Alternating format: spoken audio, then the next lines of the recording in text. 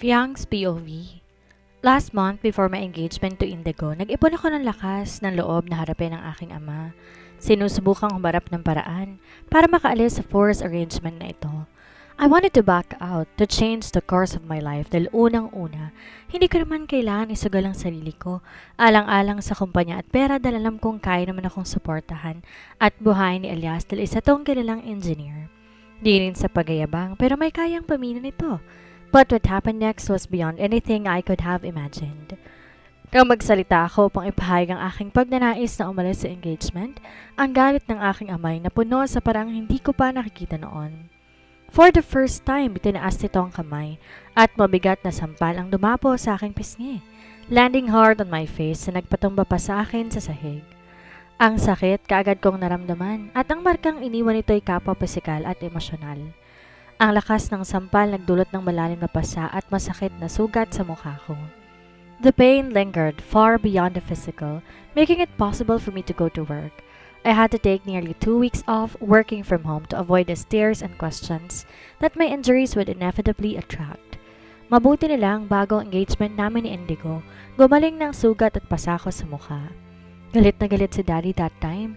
Nakuha pang isakal sa leeg kong isa niyang kamay habang pinagdidiinan sa akin na ang kasal lang tayong paraan para makabangon kaming muli at ang kumpanya.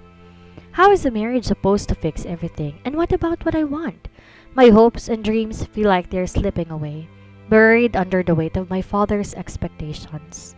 Para akong ipinipilit sa buhay na hindi ko pinili at di ko alam paano to tatakasan. Iniisip ko tuloy kung may ibang paraan ba, kung may daan ba kung saan hindi ko kailangan isukong lahat para dito pero wala akong maisip. Hindi ko alam kung dahil sa pressure kaya hindi gumagana ang utak ko o sadyang wala lang talagang ibang paraan. Nabaling ang tingin ko sa cellphone ko nang tumunog iyon. My heart skipped a beat as I saw Elias' name flashing on the screen. Tumatawag ito. Dati sa tuwing tumatawag to nakakaramdam ako ng saya at excitement. Ngunit ngayon naninikip ang puso ko sa kaba. Namimigat sa pamimilipit ng aking ama na tapusin ang mga bagay na kasama to. Yes, hindi totoong nanabas sa article noong nakaraang buwan na nakipaghiwalay na ako sa kanya. Sinabi ko lang yon para di na madagdagan pa ang init ng ulo sa akin ni Dad at isipin itong sumusunod ako sa kanya. Elias, being busy with his work and not much into social media, doesn't know about the article or the news that I'm now engaged to someone else. It's hard for me to figure out how to break this to him, especially today, our first anniversary as a couple. I am torn between the love I still have for him and the reality I am forced into. The thought of having to explain everything to Elias today, when we should be celebrating our time together. Napabuntong hininga ko bago ko naisipang sagutin ang tawag nito. Hey, beautiful! Masaya nitong bati sa akin. Happy anniversary. I know your work should be wrapping up about now. Are you free to go on a date with me and celebrate? Kahit di ko siya nakikita, na-imagine ko ang ngiti nito. Kahit mabigat ang loob ko at masakit ang dibdib sa nangyayari, napilitan akong gawing masaya ang boses ko. Oo, free na ako ngayon. Kita tayo sa Empower Hotel? Saglit na katahimikan ang namagitan sa amin. Ano man ang tumatakbo sa isip nito, tama ito. Sa isang taon namin magkarelasyon, minsan wala pang nangyari sa amin. Di niya ako piniwersa at yun ang isa sa nagustuhan ko kay Elias. He has been patient and respectful, willing to wait for me to be ready. We had discussed this before. He told me that when I was ready, he wouldn't just take me to his condo. Deserve ko raw sa isang 5-star hotel tulad ng Empower Hotel. He wanted to make sure that when the time came, it would be unforgettable for the both of us. The thought of being forced into marriage with someone else I don't love while still a virgin feels like a terrible deal. I don't want to give Indigo the satisfaction of being the first to have me. Hindi ko yun matatanggap.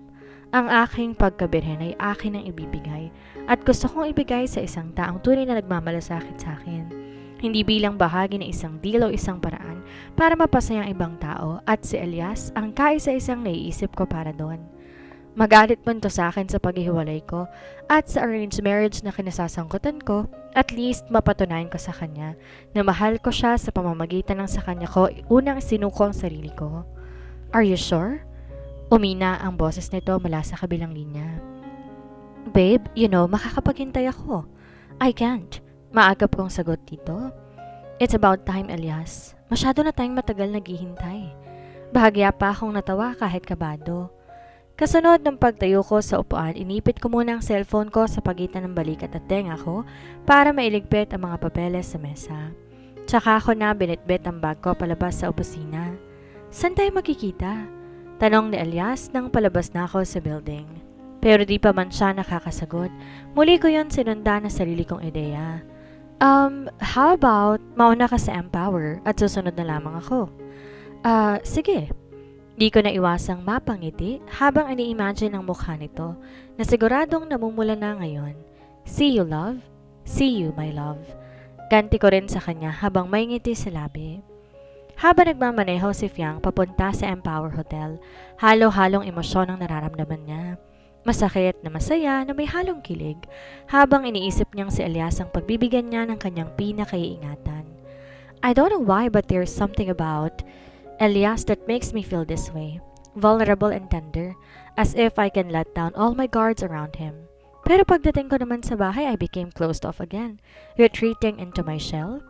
Even with my siblings, I put on a stiff, distant demeanor.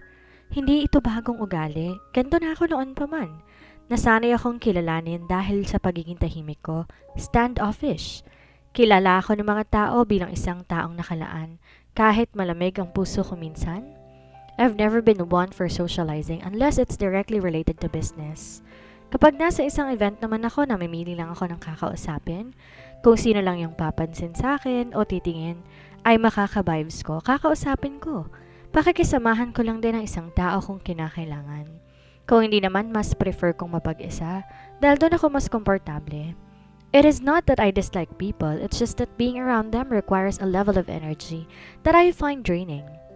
Pagpasok ko sa Power Hotel, alam ko na agad kung saan pupuntahan si Elias dahil nag-message to sa akin na nasa lobby na ito.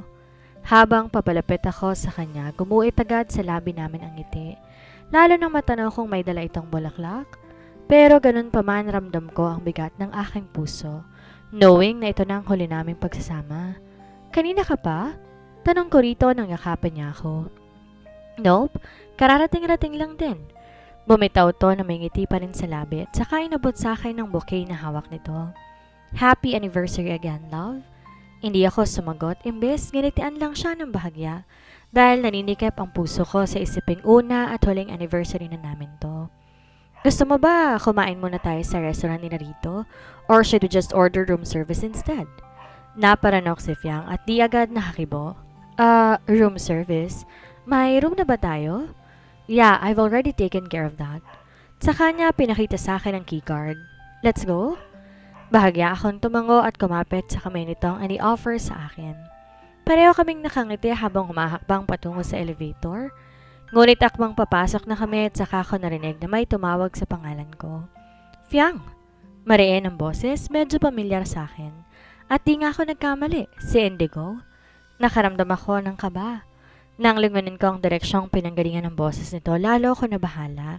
Hindi para dito o para sa akin, kundi para kay Elias. Di ganito ang ini-imagine kong magiging pagtatapos namin.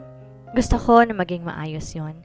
Ngunit parang di mapagkakalob sa akin ang ganong pagkakataon dahil sa paraan kung paano kong tingnan ni Indigo na di ko masabi kung kampo ng kaliwanagan o kadiliman. Indigo? Nauutal kong tawag dito. Ito ba yung ex-boyfriend mo, yung engineer? Samenyas to kay Elias. The way Indigo is looking at me with a mix of pain and intense anger is like facing a storm I am utterly unprepared for. I can sense that my decision to be engaged to him, habang nakita niya akong may kasama ibang lalaki, ay isang mapangwasak na dagok dito. Yung titig nito sa akin, para bang assault ang presensya ko dito sa lahat ng pinanghahawakan nito. Fiang babe, what's happening? Sino siya? Naguguluhang tanong sa akin ni Elias, habang nanatili pa rin magkahawak ng isa naming kamay. Indigo let out a bitter laugh sa pagtawag sa akin ng babe ni Elias. Babe, so ikaw nga yun. Pero diba hiwalay na kayo? Damn! Pinamulsa ni Elias ang pareho nitong kamay, sabay baling sa akin. I shift uncomfortably, trying to find the right words. But every time I open my mouth, they crumble under the weight of Indigo's gaze. Tinatanong niya kung sino raw ako. Ikaw ba ang sasagot? Or should I introduce myself to him? Nalingon ko saglit si Elias. Then si Indigo. Then si Elias ulit. Kapag nalaman nito ang tungkol sa amin ni Indigo, masasaktan na sobra. And I won't let that happen. Hindi ngayon kung kailan anniversary namin. Di ka makapagsalita? Fine. Ako na mismong kakausap sa tatay mo para mag-back out. Masiyahin at mabait akong tao, Fiang. But I draw the line at betrayal. Hindi ako mananatili sa isang manloloko. Naramdaman ko ang panginginig ng buong katawan ko sa gulat nang mabilis tumalikod si Indigo at nagsimulang maglakad. My instinct screamed at me to follow him but I was rooted to the spot. Sinubukan kong gumalaw pero may higpit na pagkakahawak sa kamay ko. Nagpapaalala sa akin na kasama ko pa rin si Elias. Physical barrier ang presensya nito. Kung pupuntahan ni Indigo si Dad para ipaalam ang tungkol dito, maging ang pag-back-out nito sa engagement, not only would I face his wrath, but I also risked the possibility of Dad reacting violently. Something I couldn't bear to think about. Kailangan ko nang magdesisyon at kumilos.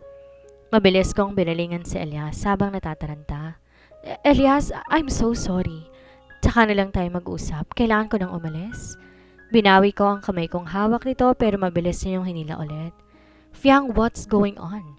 May pag-aalala nitong tanong pero imbes sagutin siya, muli kong hinila ang kamay ko. Mas may puwersa para maaga ko yun sa kanya. Wala sa sariling nabitawan ko ang bouquet sa kabilang kamay na magsimula akong tumakbo palayo para habulin si Indigo na nakalabas na sa hotel. Wait, stop! Sigaw ko na makitang paalis na ang sasakyan nito. Di ko alam kung narinig niya ako. Probably not. Sa sobrang taranta ko, agad akong tumakbo sa sarili kong kotse. My hands are trembling as I tumble for the keys. After what felt like an eternity, I managed to start the engine and raced out of the parking lot. Malayo-layo na ang sasakyan ni Indigo at habang binibilisan ko, kitang-kita kong ilaw nito sa likod na kumikinang sa di kalayuan. Bumusina ako sa kanya ng paulit-ulit. Umaasang hihinto siya pero tila naging isang laro sa kanya ang ginagawa kong paghabol. Lalong bumilis ang takbo ng sasakyan ni Indigo, lumalayo at lumilihis sa akin. Bumibilis to kapag nararamdaman nito na papalapit na ako, pero nagawa ko ring tapatan ang sasakyan nito. The fear of losing him and the possibility of my father finding out about this pressing down on me like a heavy weight. Indigo, please! Sigaw ko sa hangin. Stop the car, we need to talk. Wala pa ring tugon mula sa kanya. Alam ko rin nakakaabaran na kami ng iba pang mga sasakyan na kalmadong nagmamaneho dahil sa pag-overtake namin sa kanila. Pero hindi lang akong tila walang pakialam sa bagay na yon. Mas lalo na si Indigo na tila ba nasa isang car racing. Mom, are you watching me now? Sa ganitong taong klase mo ba ako gusto itali? Pagdating sa isang matalim na liko, I saw my chance. Pinilit ko mag-accelerate at umangkop sa harapan niya. Ang sasakyan ni Indigo mabilis na nagpreno. Mabilis akong bumaba ng sasakyan. Bumaba rin ito ng sariling sasakyan pero habang papalapit ako sa kanya, nagtaka ako sa nakitang reaksyon nito. Di tulad kaninang sukol ang galat niya sa akin. Instead, nakangisi ito na halos nalilibang sa ginawa naming karera. Nakasandal siya sa gilid ng sasakyan niya at pinamulsa ang mga kamay sa harap. Nakakalito at nakakairita ang pagtingin sa kanya ng ganito. Para ito nagiging napaka-relax pagkatapos ng lahat. It felt as if he was actually enjoying the chaos he had created. Ang galing mo palang mag-drive. Wala pang nakatalo sa akin sa karera, ikaw pa lang. Hindi kita hinabol para makipaglaro sa'yo, Indigo. Bumalik muli ang talim sa boses ko. Let's talk, yung maayos na usapan. Oh, I love talking. Let's cut to the chase. Why were you at the hotel with your ex when you're already engaged to me? Huwag na tayong magpaligoy-ligoy pa, Fiang. Isang tanong, isang sagot. Nagsalo na ba kayong dalawa? Indigo's POV. Di sumagot si Fiang. Nakatitig lamang ang mga mata nito sa akin. Naghahanap ng isang bagay, marahil para sa mga tamang salita, marahil para sa isang paraan, ngunit nanatili siyang tahimik. Isang maliit na tawa lang ang pinakawalan. So, tama ako? Nanatiling tahimik uli, kumikislap ang mga mata nito sa isang bagay na hindi ko lubos maisip. Tinanggal ko ang kamay ko sa harapang bulsa ng pants ko, humakbang ng 2 beses para magkalapit kami ng husto. Napapasinghap to ng hangin, halatang naiilang, pero hindi siya naglalakas loob na umatras. Instead, tinangalan niya ako para salubungin ang tingin ko. Kung ayaw mo magpakasal sa akin, sabihin mo lang. Mabuti na yung ngayon pa lang magkaliwanagan na tayo. Huwag mong idaan sa panduloko o panlalalaki, Fiang. Dahil ako, hindi ako ganon. Bago pa engagement natin, iniwan ko ng mga kalokohan ko sa buhay dahil gusto kong maging mabuting partner sa'yo. Wala kasi sa lahi namin na nagdolo ko. Now, if you're not going to be a good girl for me, and you're just going to be a headache, then let's not get married at all. Muli kong pinasadahan ng tingin ng mukha nito, pababa sa maliit na bewang at magagandang binti. Dahil kahit maganda ka at sexy, our eyes locked together. Kung maglolo ko ka lang habang nagsasama tayo, hindi kita pang hihinayangan. Nakita ko kung paano umawang ang bibig ni Fiang, halatang di inaasahan ng sinabi ko. Pero bago pa man siya makapagsalita, natalikuran ko na siya.